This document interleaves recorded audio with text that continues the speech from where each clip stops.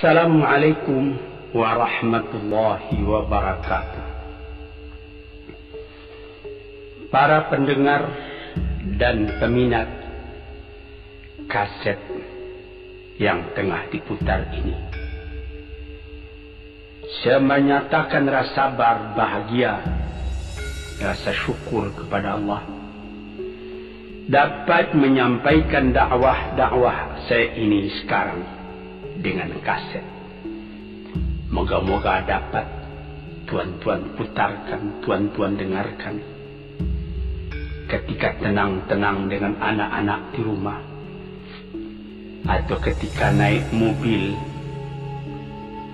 di mobil-mobil yang dapat memasang kaset dalam perjalanan yang jauh, sehingga kecapean dan kepenatan dalam perjalanan pun hilang karena mendengarkan suara ini. Yang akan jadi cerita saya pada hari ini adalah apa yang pernah kejadian di zaman Nabi kita Muhammad sallallahu alaihi wasallam. Di dalam riwayat ada diceritakan bahwa pada suatu hari, kira-kira pukul 9 pagi sepenggalah matahari naik, Rasulullah sallallahu alaihi wasallam berjalan dari rumahnya, dari biliknya, menuju ke dalam masjid beliau yang mulia di Madinah. Ketika itu biasanya ada juga orang yang sembahyang di masjid, sembahyang sunat duha. Tapi umumnya masyarakat sudah keluar dari rumahnya pagi-pagi, bekerja menurut bidang masing-masing. Yang pergi bertani, yang pergi berniaga, yang pergi mengembalakan unta atau kambingnya. Tinggallah beberapa orang saja. Beliau lihat di sudut masjid ada satu orang pemuda sedang duduk tafakur termenung. Mukanya kelihatan muram saja, menunjukkan kesedihan yang terpendam di dalam hatinya. Rasulullah mendekat kepada pemuda yang tafakur itu. Setelah dilihatnya Rasulullah datang, dia pun menengadahkan muka. Rasulullah pun bertanya, "Mengapa di saat begini engkau duduk tafakur dalam masjid? Dan wajahmu kelihatan ada menampakkan kesedihan atau muram durja. Apakah yang engkau derita sekarang ini?" Jadi pemuda tadi menjawab, "Hazanun lazimatni ya Rasulullah wa duyunun." Artinya, aku ditimpa duka cita ya Rasulullah karena utang. Rupanya orang ini berutang. Utang telah lama, janji sudah dekat, persediaan buat membayar belum ada. Itu yang saya menungkan di sini ya Rasulullah. Dengan senyum Rasulullah menjawab, "Sudikah engkau kalau aku ajarkan kepadamu suatu bacaan? Apabila bacaan ini, yaitu berupa doa, engkau baca pagi-pagi, dan nanti petang-petang pun engkau baca pula dengan hati khusyuk, insyaallah hutangmu itu akan terbayar." Tentu pemuda tadi dengan besar hati menjawab, "Tentu ya Rasulullah. Aku senang sekali kalau dapat engkau ajarkan kepadaku apakah doa itu." Lalu Rasulullah membacakan, mengajarkan kepada pemuda itu doa ini. Inilah yang akan saya bacakan pula, mudah-mudahan kita semuanya dapat pula mengambil bacaan ini menjadi bacaan kita. Kita baca pagi, kita baca petang. Apa bunyinya?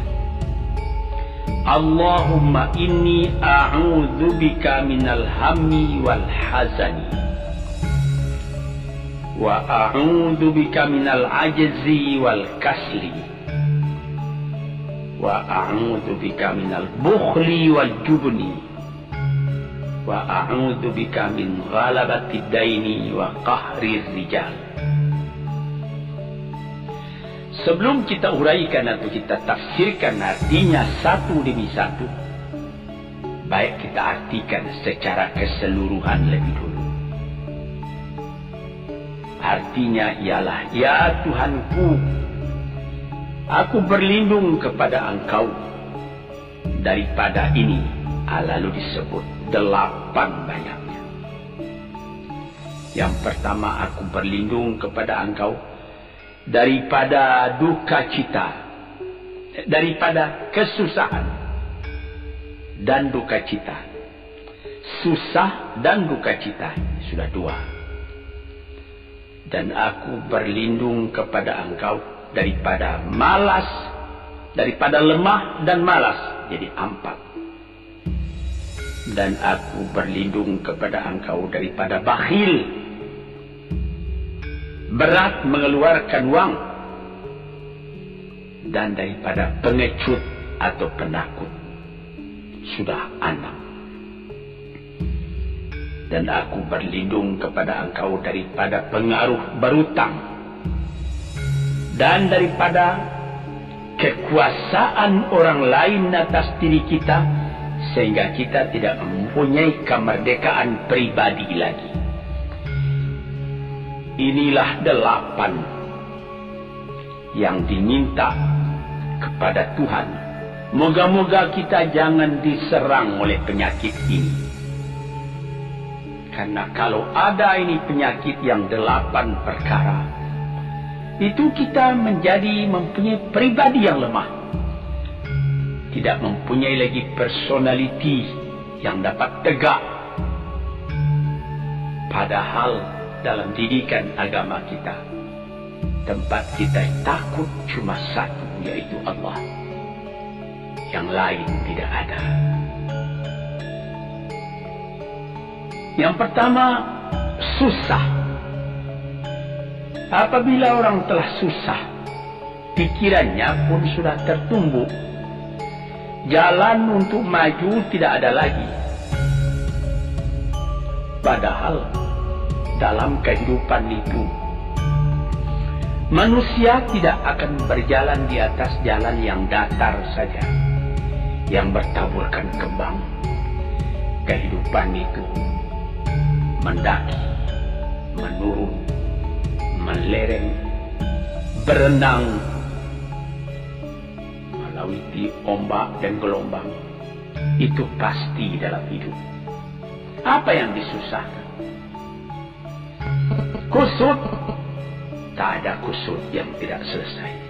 Keruh, tak ada keruh yang tidak jernih. Apabila pikiran kita telah susah lebih dulu, maka gelaplah jalan yang kita tempuh ke muka dalam kehidupan tadi. Yang kedua, kita disuruh berlindung kepada Allah daripada duka cita. Yang menyebabkan orang duka cita itu memang banyak. Misalnya, kehilangan barang yang disukai, kematian orang yang disenangi, bahaya yang datang dengan tiba-tiba, orang yang ditunggu sudah lama tidak datang, barang yang dicari tak bertemu, dan lain-lain sebagainya. Lalu tumbuh hazan, duka cita. Kalau kesusahan menjadikan soal yang kita hadapi jadi kusut, kedukaan menyebabkan jalan yang kita tempuh jadi gelap. Nah, ini 2 dua hal yang bisa menghambat, menjadi rintangan bagi manusia di dalam kehidupannya. Lalu yang ketiga, aku berlindung kepada Engkau ya Allah minal ajaz. Lemah. Lemah apa? Lemah pikiran. Tidak ada energi lagi. Tidak ada inisiatif lagi. Menyerah saja. Lemah. Belum dihadapi suatu soal, hati lebih dulu sudah lemah. Merasa itu soal terlalu besar. Padahal kalau dihadapi, tidak ada kusut yang tidak terselesaikan, tidak ada keruk yang tidak terjadikan. Yang lebih berbahaya lagi, yang keempat, apa? Malas. Kalau sudah malas, apa yang akan dikerjakan lagi? Kita duduk saja termenung-menung dalam kemalasan, lalu angan-angan banyak, cita-cita mati. Angan-angan hendak terbang, padahal sayap tidak ada. Angan-angan hendak mempunyai ini, hendak mempunyai itu, hendak mempunyai Mercedes-Benz, hendak mempunyai rumah besar, tapi ikhtiar tidak ada. Sebab itu ada pepatah dari orang tua-tua kita di zaman dulu, dikatakannya mati, ini di zaman penjajahan dulu nih. Mati Belanda karena pangkat katanya. Mati Cina karena kaya katanya. Mati Keling karena makanan katanya. Mati Melayu atau Indonesia karena angan-angan. Ini dia. Angan-angan karena malas saja, berangan-angan. Tapi malas. Jadi tidak jadi. Dan itu membentuk juga kepada diri kita. Orang pemalas itu jalannya lunglai saja, matanya muram saja, tak jauh dia memandang. Ini penyakit. Itu 4 penyakit. Lantas dikatakannya lagi yang nomor 5 dan nomor 6. Wa a'udzubika minal bukhli wal jubni, dan aku berlindung kepada Engkau daripada bakhil dan pengecut. Ini lebih berbahaya lagi. Dikumpul-kumpulnya harta banyak-banyak, maksudnya tadi hendak menguasai harta itu. Lama-lama dengan tidak disadarinya, harta itulah yang menguasai dia. Dia menjadi bakhil. Siang malam tidak ada kesenangan, cuma sibuk cari uang.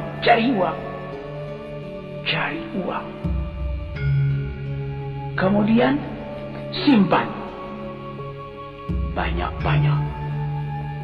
Gunanya ya cuma mengumpul itu saja.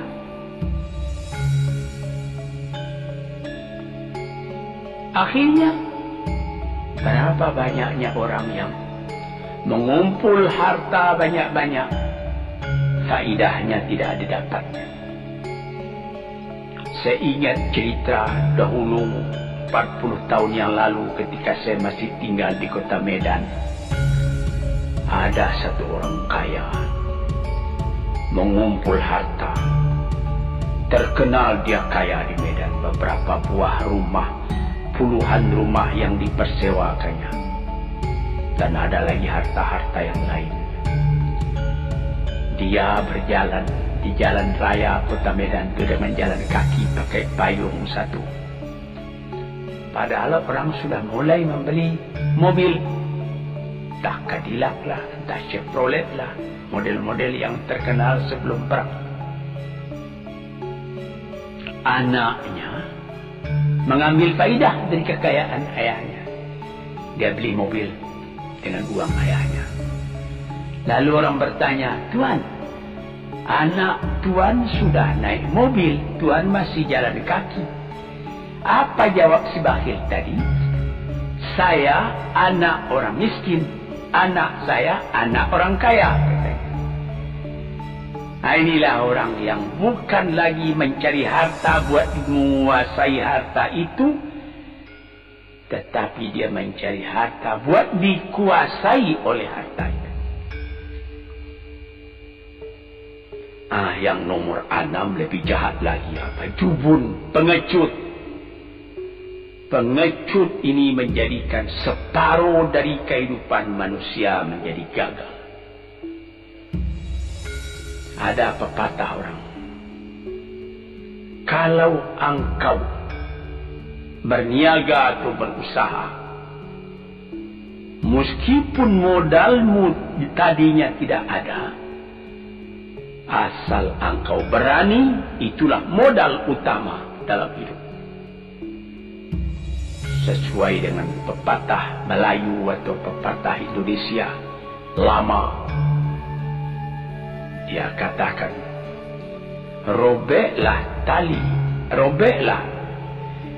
putuslah tali layang-layang, robek kertas tentang bingkai. Hidup jangan mengepalang, tidak kaya berani pakai. Hidup jangan mengepalang, tanggung-tanggung jangan. Tidak kaya berani pakai. Keberanian itu adalah modal.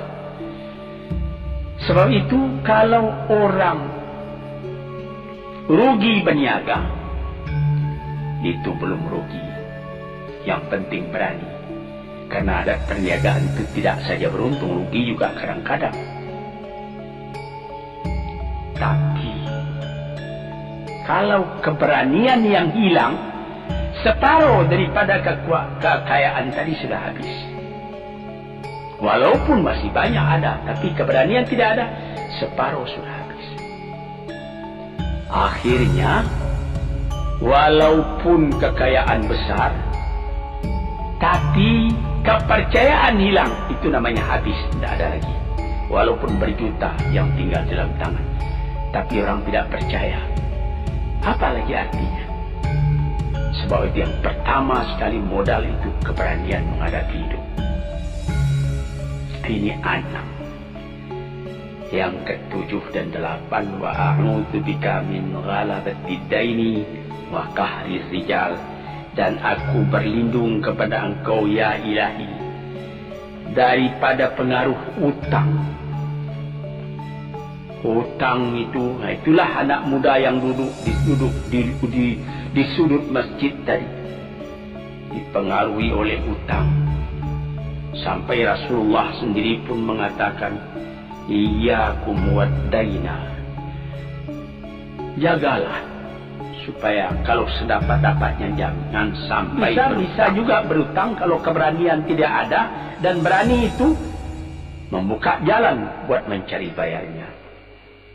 Tetapi kalau pengecut berutang lagi, itu payah buat membayar. Sebab itu Nabi mengatakan, iyyakum wad-daina. Saya akan sedapat-dapatnya elakkanlah supaya jangan berutang. Fa'inahu hammun billaili wa madhallatun finnahari. Hutang itu susah pada malam hari, mata tidak mau tidur. Dengan apa imbangan hutang tadi, berapa hutang, berapa yang akan diterima, sehingga mata tidak mau tidur malam itu memikirkan hutang. Akhirnya mazallatun finnahari, kalau siang hari badan berasa hina, tak berani keluar dari rumah. Kota Jakarta yang begitu besar, bersilang siur, jalan-jalan raya, jalan Tamrin, Diponegoro, Imam Bonjol, Cut Mutia, dan lain-lain nama jalan. Ada orang yang jalan itu bertambah lama, bertambah kecil jumlahnya. Kalau orang lain mempunyai 100 macam jalan, dia paling tinggi cuma 2 saja jalannya dapat jalani. Jalan dari rumahnya ke tempat yang tertentu, ke lain dia tidak berani. Kenapa? Karena ada tempat dia berutang. Jadi dikatakan dalam hadis itu, orang berutang malam tak mau tidur, siang malu sama orang, takut akan ditanyai, takut akan dicari.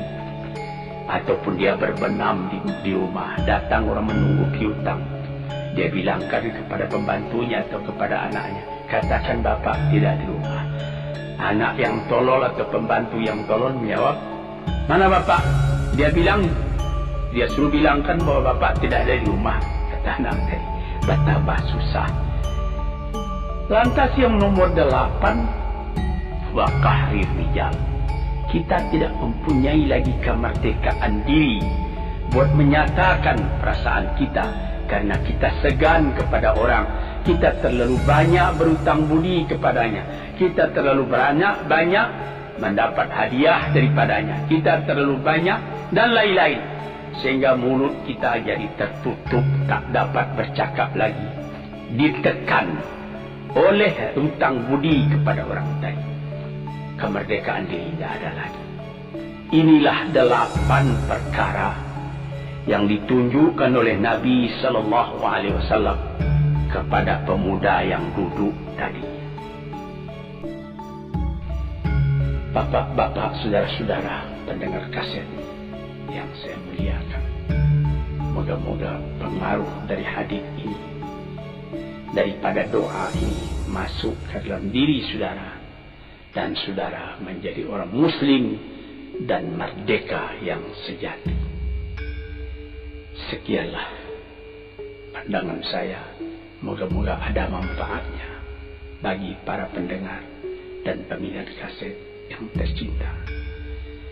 Assalamualaikum warahmatullahi wabarakatuh.